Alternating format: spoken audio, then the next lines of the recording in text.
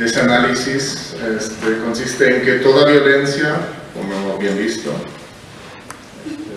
en ese relato de la Vila Autónoma, toda violencia implica una forma de poder sobre otro individuo, por lo tanto es una negación de libertad. Las múltiples violencias que ocurren en los procesos de acumulación por actores privados y públicos son entonces lo contrario de la promoción de libertad, a pesar de que los discursos comunes del capitalismo nos indican otra cosa. Esta discrepancia implica que sería necesario efectuar una crítica no solamente de los discursos y de los principios de la institucionalización de autoridad, con la acumulación primitiva y desposesión como principio básico de acumulación, ¿no? Ahí podemos ver la diferenciación entre acumulación primitiva del marxismo tradicional, que consistía en establecer el derecho de propiedad y en el excedente de la fuerza laboral, mientras que lo que Harvey comenta de acumulación por disposesión, ahí se refiere a la última ronda de extracción de valor, la mercantilización de los bienes comunes, la destrucción de mercados y su posterior reinvención y rearticulación. Siguiente, entonces, la acumulación por desposesión es de alguna manera esa nueva ola de mercantilización de los bienes comunes, la mercantilización de las formas no capitalistas de reproducción que a nivel territorial implica, como hemos visto, una limpieza social y modernización selectiva del territorio. Implica o actúa sobre 5 dimensiones fundamentales. En primer lugar, la vivienda; en segundo lugar, el suelo; en tercer lugar, los bienes comunes; en cuarto lugar, la movilidad; en quinto lugar, la propia constitución del sujeto. Entonces, la neoliberalización implica aquí un tipo de zombificación del capital, que se caracteriza por el apetito más insaciable del aspecto más rudimentario del capitalismo, la acumulación violenta. Y acumulación violenta implica lo que Springer llama el lado oscuro del capitalismo. Siguiente slide. Que en los estados modernos es representado mediante la acumulación primitiva, la violencia y la crueldad y barbaridad. Entonces, si el triángulo de relaciones que mencionamos anteriormente y que consiste en relacionar la ley, la civilización y el capitalismo en la esfera del poder institucional jurídico, es decir, el dominio del poder soberano y las geografías visibles, luego su contraparte, la acumulación primitiva, la violencia y la crueldad o barbaridad, equivalen a la esfera del biopoder. Esto lo podríamos llamar el lugar oscuro entonces del Estado, que se expresa en geografías invisibles.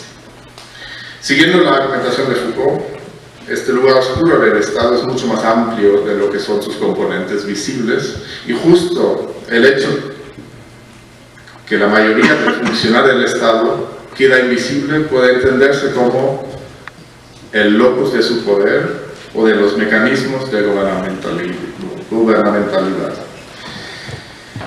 Es la condición de vigilancia permanente por las tecnologías del poder del Estado que garantiza la capitulación de los sujetos al gobierno, sobre todo porque el proceso de formación del sujeto asegura que los individuos memorizan las supuestas verdades, entre las cuales destacaría que lo correcto son la ley, la civilización y el capitalismo, es decir, el espectro visible de la soberanía.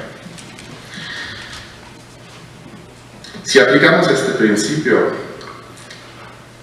a la expulsión y a la desposesión violenta sobre la cual se asienta la propiedad, podemos argumentar que la violencia física, si bien aparece permanentemente en nuestras sociedades, en un principio se volvería cada vez más obsoleta, ya que las violencias de la regulación se internalizarían crecientemente en nuestras sociedades.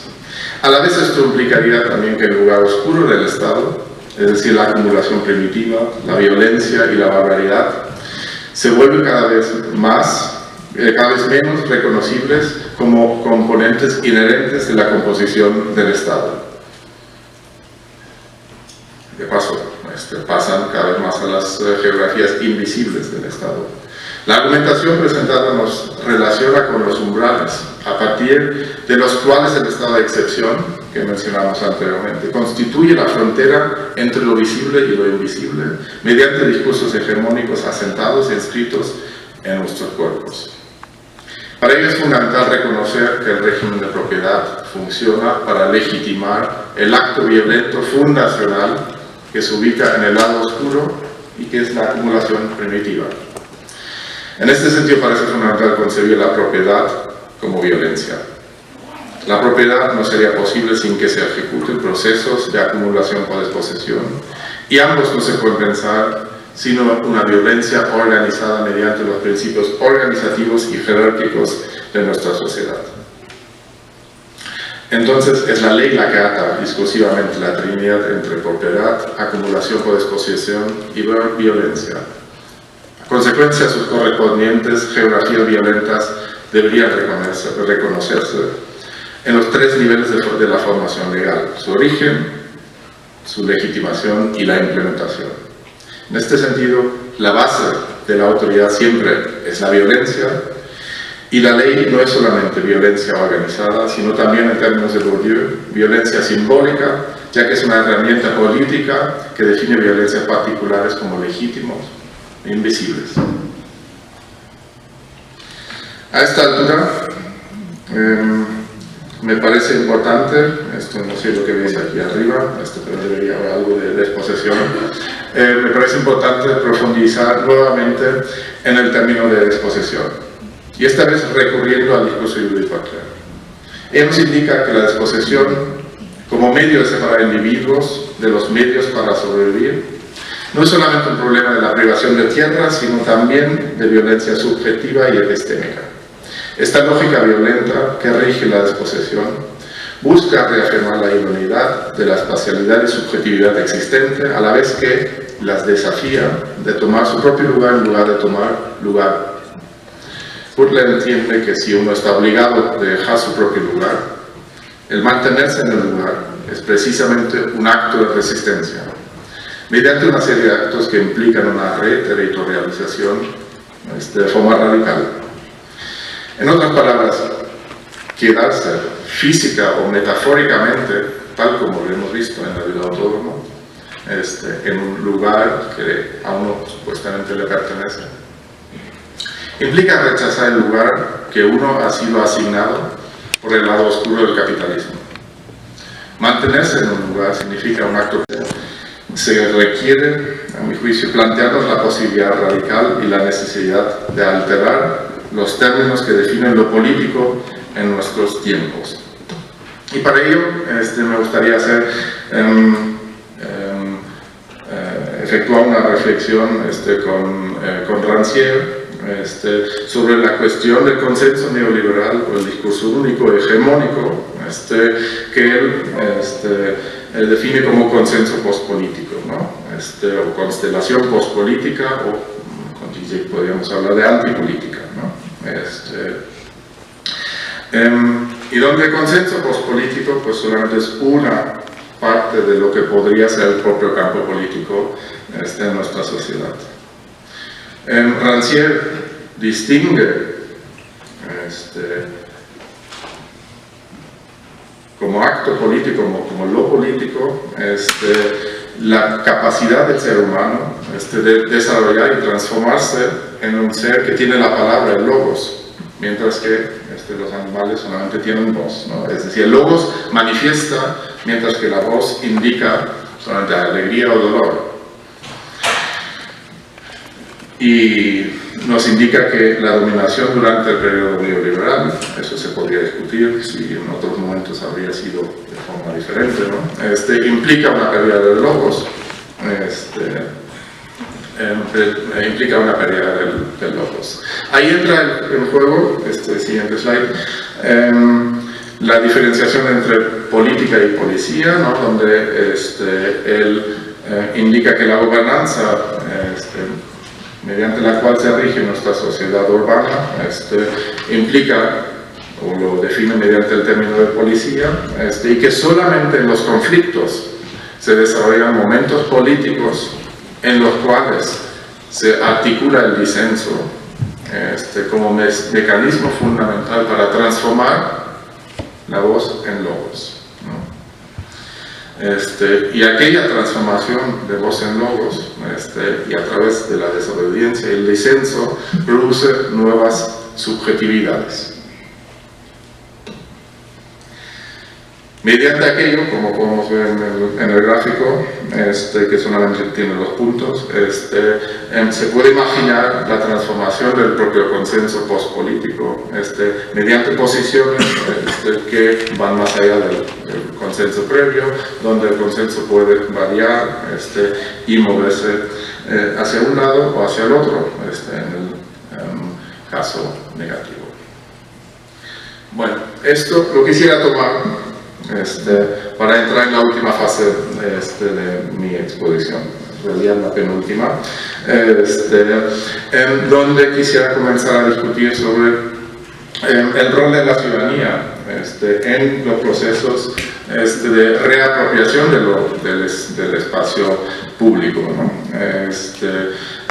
Y lo quisiera hacer a través del término de la ciudadanía subversiva o la ciudadanía insurgente, que me parece fundamental para analizar o para aproximarnos a la producción espacial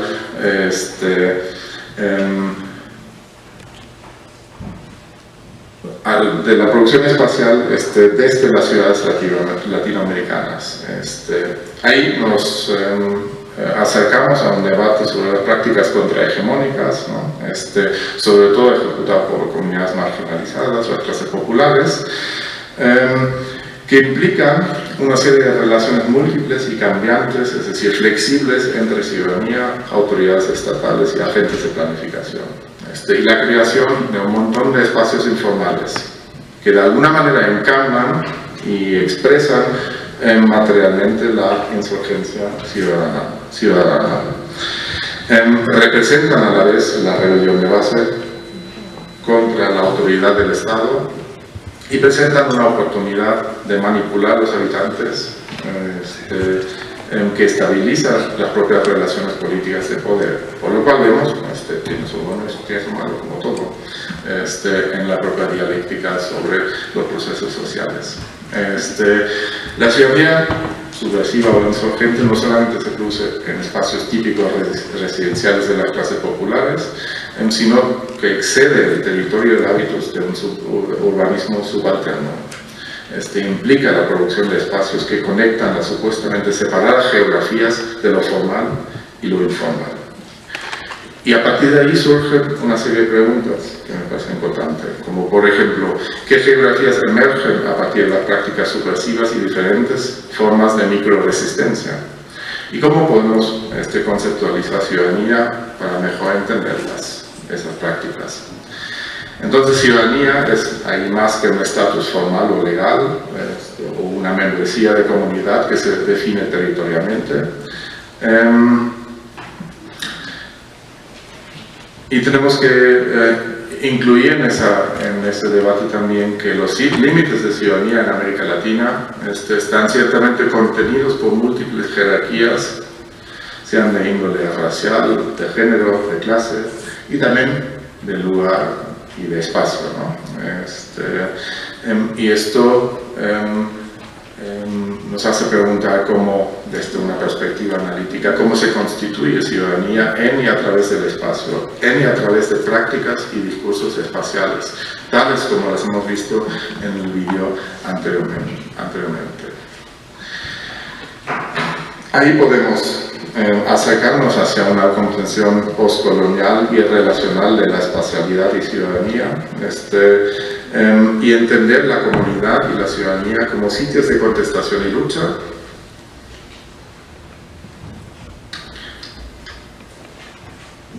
y donde la territorialidad de las ciudades podría ser la arena estratégica de una ciudadanía insurgente. Y eso especialmente y específicamente en las ciudades latinoamericanas que se construyeron, a diferencia de quizás las ciudades europeas o norteamericanas, sin el supuesto beneficio de urbanistas y arquitectos, literalmente ladrillo por ladrillo, como se titula otra película que hemos hecho en la de Contest Cities, luchando por la vivienda, por la propiedad, por la infraestructura y por los servicios.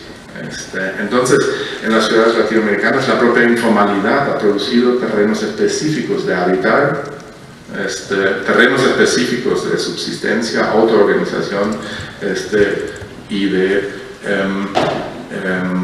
políticas que son dignas de analizar y llevarnos hacia el camino de romper con las disposiciones de control y de violencia del capitalismo. Como consecuencia podemos observar la proliferación de prácticas conscientes e inconscientes que transforman esas micropolíticas capitalistas y formas alternativas de producir y apropiar la ciudad en las condiciones actuales.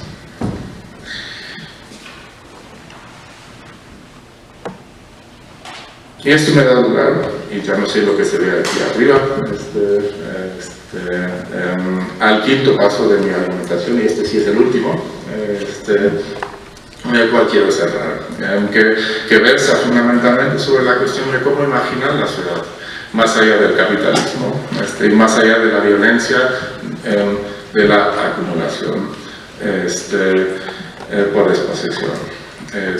Y como primer aspecto, me gustaría resaltar la pregunta: ¿qué es lo que se puede representar y qué es lo que se encuentra más allá de la representación? Que es fundamental para poder hablar sobre cómo imaginar la ciudad. Porque, por ejemplo, las relaciones de poder, en muchos casos, son difíciles de representar. Y están en la conciencia no discursiva. La relación entre ciencia, militarismo, capitalismo, colonialismo y patriarcado son extremadamente difíciles de representar. En muchos casos van más allá de la representación. Y ahí, a pesar de estas problemáticas, es importante destacar que la visualidad misma produce visiones específicas de diferencia social, jerarquías de clase, étnica, género, de orientación sexual. Además, pretendiendo, como cualquier discurso hegemónico, con éxito, no forma parte de esa construcción de jerarquías, ¿no? Destacando un supuesto universalismo. Por lo cual, en un siguiente paso, si queremos preguntarnos cómo imaginar la ciudad, creo necesario rechazar, y ahí me alineo con colegas como Quijano y Boaventura de Sousa, rechazar la propia razón eurocéntrica o norteamericana dominante de cómo imaginamos la ciudad, que consiste en la visibilización o universalización de ciertas categorías que traen consigo la invisibilización de otras, ¿no? Por ejemplo, en el mundo científico, pues,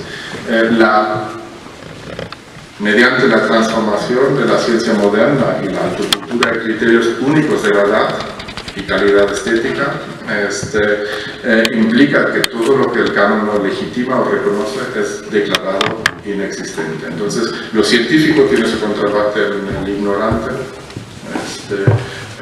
que está cuando no, o que se determina cuando no se acepta esa razón eurocéntrica dominante, ¿no? Lo mismo podríamos discutir en la pareja entre avanzado y retrasado, entre lo superior y lo inferior, entre lo global versus lo local o particular, o lo productivo versus lo improductivo, ¿no? Solamente si somos capaces, a través de los discursos que producimos y a partir de nuestras prácticas reivindicativas, de romper esos esquemas de dominación, esos esquemas que dan razón al capitalismo desde la ciencia, desde lo avanzado, desde lo superior, desde lo global y productivo, seamos capaces de producir otra territorialidad que se emancipa de las violencias anteriormente